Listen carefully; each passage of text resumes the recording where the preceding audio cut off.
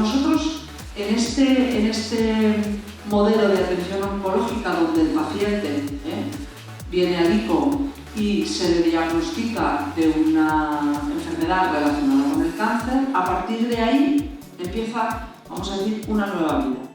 Tienes citas, tienes consultas, tienes pruebas, te llega por SMS la confirmación del biche de que tienes un PET, pero no te dice nada más, te cambia la programación, te llama una persona y te dice, mire, el doctor Pepite no va a poder atenderle, venga otro día. Toda esa información que tiene que ver con tu diagnóstico y probablemente después con el tratamiento, las consultas, las visitas, la educación para la salud, la nutrición, ¿cómo podemos mejorarlo?